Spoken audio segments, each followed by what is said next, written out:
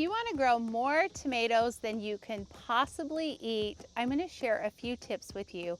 We love to grow all kinds of tomatoes, cherries, slicers, and paste tomatoes, and have an abundant harvest like this one. To be successful starting your tomatoes from seed, there are just a few key things that you need to know. The first one is use a light, fluffy seed starting mix. And start your seeds with a heat mat underneath and a humidity dome. That will help them germinate quickly, and tomatoes like that warm soil. Once your tomato seeds have germinated, you want to remove the heat mat and the humidity dome. You don't want leggy seedlings, and too much heat can cause your seedlings to be more leggy. Too much humidity can cause disease as your seedlings are growing. The temperature in the room you're growing your tomato seedlings should be around 65 to 70 degrees, and having a little bit cooler temperature will help your tomato seedlings to form a more stocky, strong stem. After your seedlings are growing, you're going to want to make sure that you are feeding them with a good nitrogen fertilizer, and they are going to need to be potted up into a bigger space so the roots have room to grow. Tomatoes love to be potted up. A fan is a great idea to add to your grow station where you're starting your tomato seedlings. That little bit of airflow will really help your plants become stronger, and they'll be used to a little bit of wind when they go to be transplanted outside. When it comes to watering your tomato seedlings, I recommend bottom watering for several reasons.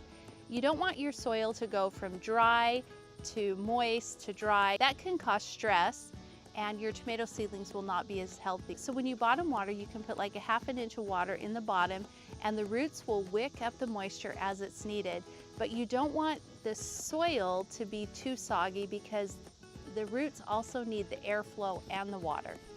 Hardening off your tomato seedlings is so important, and this is when you take your plants outside, put them in a shaded area, and get them acclimated to the outside, the wind, the temperature. You want to start off in a shady spot that's protected maybe by your house or by a building, and then over a week or two, take them out for a little bit longer each day.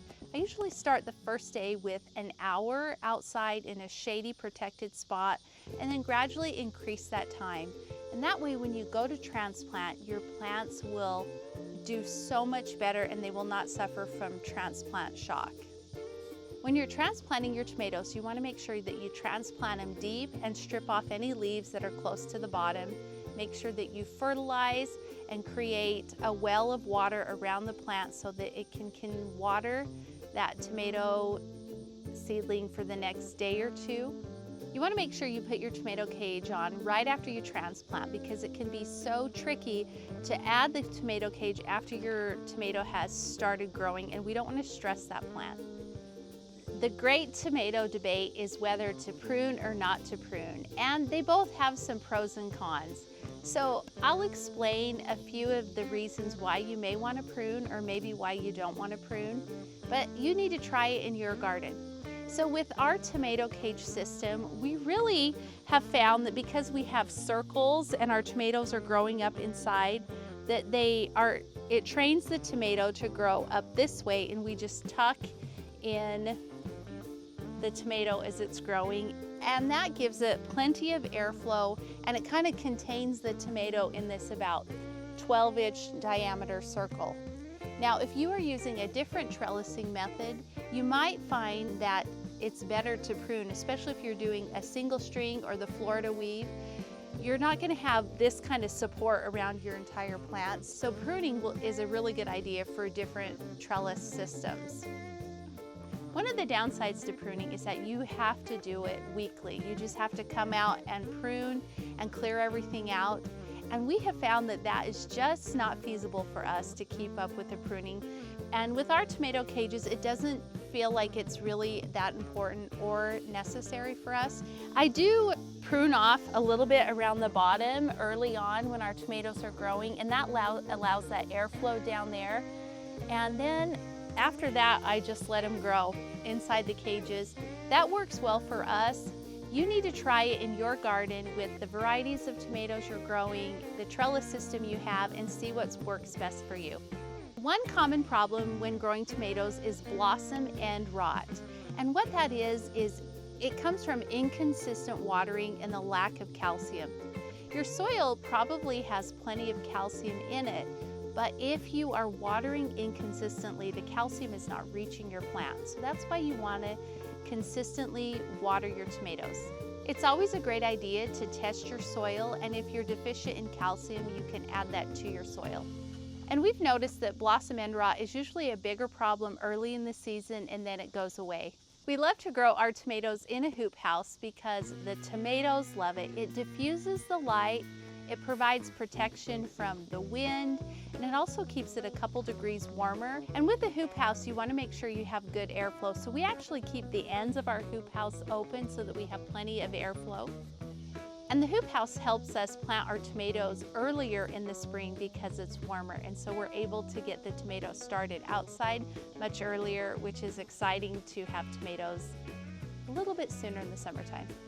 One common pest that you might find on your tomatoes is the hornworm. This is a green-like worm that loves to find tomatoes to eat. So you want to make sure that if you have any hornworms that you are getting them off the plant and also treating it. You can treat your tomato plants for hornworms by using a BT spray. We dilute ours and spray it on the plant. BT is a safe organic treatment that you can spray on your tomato plants, and it does a great job with the hornworm. One good way to find out if you have hornworms in your tomatoes is to actually look for them at night with a black light. The white part on the hornworm will glow in the dark and you'll be able to spot them really easily. Because if you look for them in the daytime, they kind of look like a curled up tomato leaf and they camouflage themselves so well. You can actually pick your tomatoes when they are just breaking. That means they're starting to turn red and they are almost ripe. If you pick them at that stage, you can take them in and put them on your counter with the blossom end down, and that will let them ripen up so nicely with airflow, and that way no pests in your garden are going to get to that tomato before you do. And this tomato right here is starting to break and turn red, and I'm actually going to go ahead and harvest this now. The reason why I'm doing that is I'm going to take it in and I'm going to let it finish ripening on the counter upside down, which will give airflow, and it'll rest on the shoulders, which is a great way to let them finish ripening, and that way there's not a pest in the garden that's going to get this tomato before I do. Especially the squirrels. They love to steal the tomatoes before I get to them. So if you're looking for that rich, classic tomato flavor, you're going to want to grow some red tomatoes. They're just traditionally the richest tomato flavor you can find. If you're wanting to grow a sweeter tomato, I would look for some of the yellow varieties. They tend to have a sweet, fruity flavor.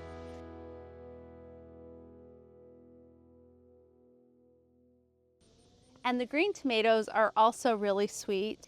And the black tomatoes, which these right here are some of the black varieties, they are a more savory tomato. And even if we tried, there is no way we could eat all of these tomatoes, and that's why I love to preserve them. One of my favorite things to make is our tomato sauce, which I just use in a variety of ways with all different kinds of tomatoes from the garden, but especially the Romas and the meteor tomatoes. On our Planters Library, we have the recipe for our tomato sauce, which is so delicious, and I will link that below. There are a lot of things you can do with tomatoes from the garden. You can freeze them and can them later, or freeze them to use later. You can dehydrate them, and you can also can them in a variety of ways. I love to also make salsa. Another thing you can do with tomatoes is dehydrate them and store them in olive oil, and then you'll have sun-dried tomatoes that are so delicious. We grow them all. We love all the kinds of tomatoes. If you want to learn how to grow more of your own food, be sure to subscribe for more gardening tips like this one.